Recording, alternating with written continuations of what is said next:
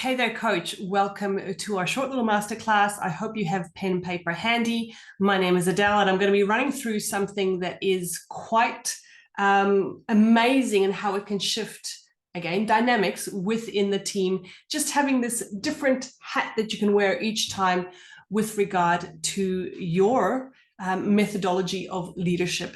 So I think I had the revelation many years ago when somebody spoke to me about having a comfort conversation or a solutions conversation. And I was like, at the beginning, starting to talk to them on the phone, and they were like, well, hold on. Do you want me to provide solutions in this conversation, or do you just want me to have a comfort one with you? And I was like, whoa, wow. It was such a good delineation. And I guess that's what I'm trying to share with regard to this thing called mechanics versus dynamics. And I have a small challenge for you too, is on your piece of paper, draw the two circles. That if a mechanics conversation is that you're after is, how to draw a smarter play, how to make sure that your players run faster or jump faster, or how do you make sure they execute the X's and O's. That's a mechanics conversation. I'm not the person for that. The dynamics side of it, and I saw some real good evidence of it being needed recently when I was in the States, is around how people give feedback. What kind of relationships teammates have with each other? What kind of relationships do your staff have with each other?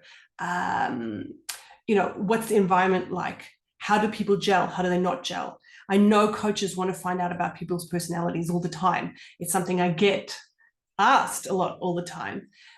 But I'm your dynamics kind of lady, right? It's going to help with recruitment. I saw so often now, my kids went into the portal, the transfer portal. There was a lot of top-down talking from the coaches to prospective players.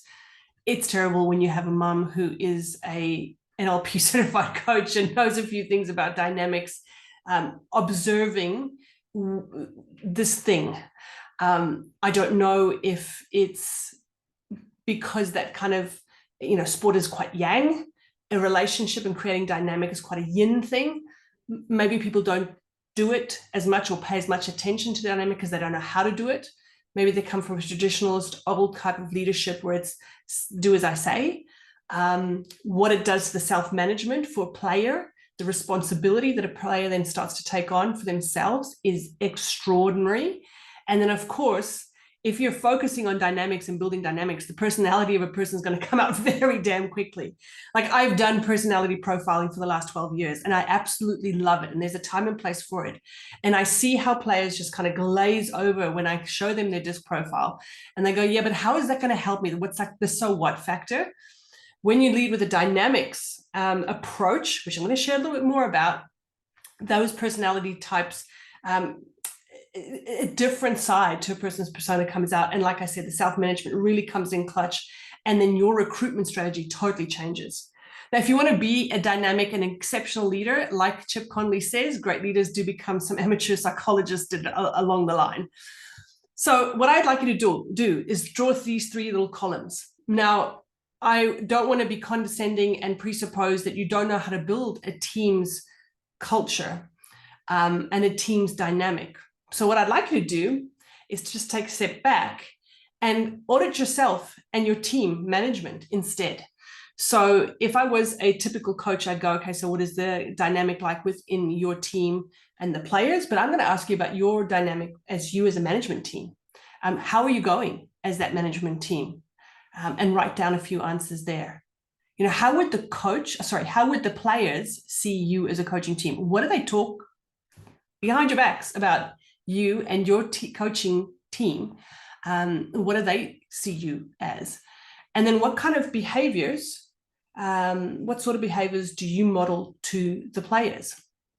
I know it might be small, might be benign, might be really little small nuances. I get people to walk their talk, and it's always good to start with a bit of an audit as to where you are versus where you want to be. So, how do you go as a management team? How do you go with communication? How do you go with having honest conversations with each other?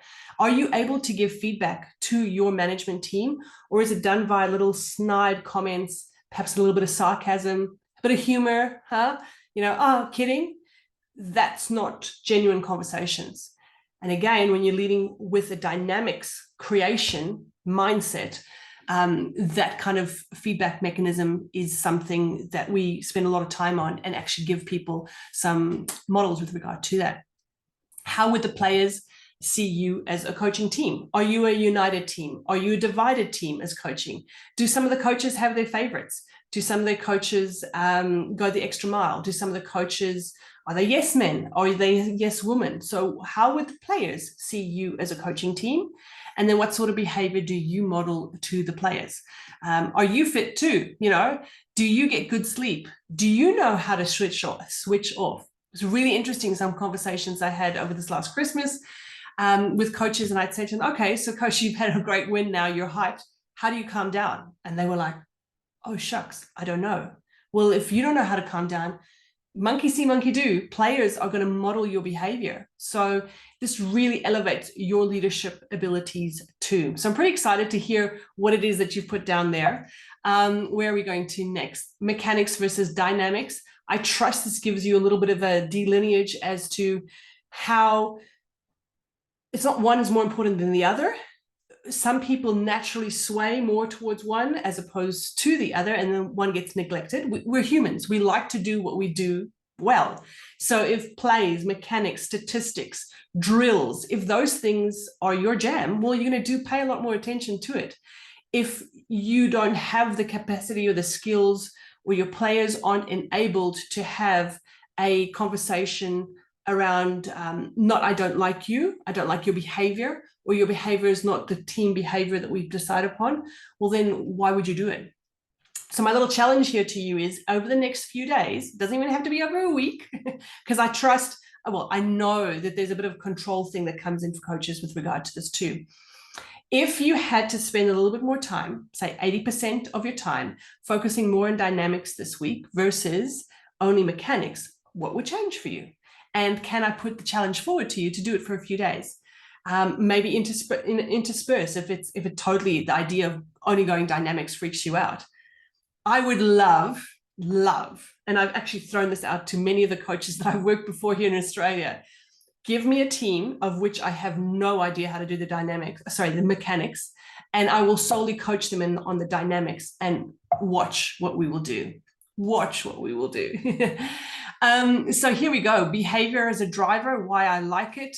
It starts to take care of these things. Low trust, which is very toxic. Artificial harmony. I've sat behind benches where people on the bench are paying out the people who are playing. It's their own bloody teammates, and they're having a go at their team. They're mocking their teammates.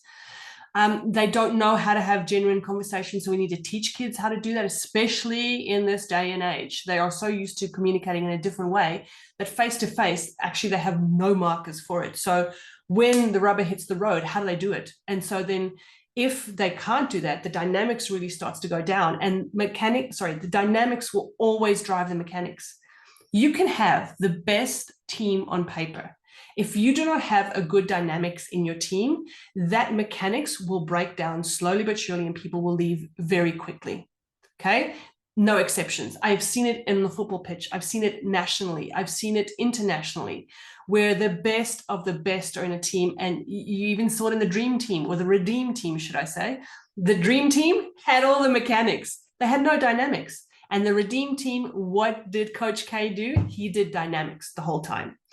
It's easier. Even Taylor Swift says that it's easier to look directly into the sunlight than in the mirror. It is. That's why I'm there, to help the process along the way. We work along 3 very easy lines. What's the outcome that the team wants? And they decide what the outcome is that they want. We do an introduction to a group leadership, not just 1 or 2 people. Then how do they need to behave to get to that outcome? And then what would they do and not do? So it's a very simple process. Walk them through it, and I hold them accountable the whole time. Coaching is not about obedience.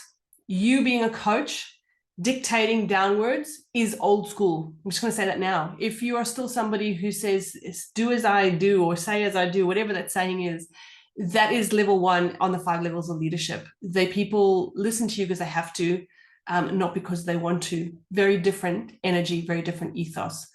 And what I love about behavior is that when you give them the keys to the castle about their own behavior, what behavior they need to bring to the table to work this thing called the dynamics, behavior is within our responsibility, totally within our responsibility. And that is incredibly empowering. And I'd love to see more of that, especially at the collegiate level. Where you are versus where you want to be, there's a few steps in between there. Mechanics versus dynamics. See what kind of shift that's going to create for you in your day this week. When you go to somebody and say, I'm going to have a mechanics conversation with you now, I'm having a dynamics conversation. And then please share with me those insights that you perhaps had with regard to your team, and ask around. Go and ask your team. How do you think your executive, your management team, how do you think we go as a team, right? How do you think we go? How would the players see us as a coaching team? And what sort of behavior do we model to the players? That's me for now. I look forward to hearing your outcomes pretty shortly. Bye.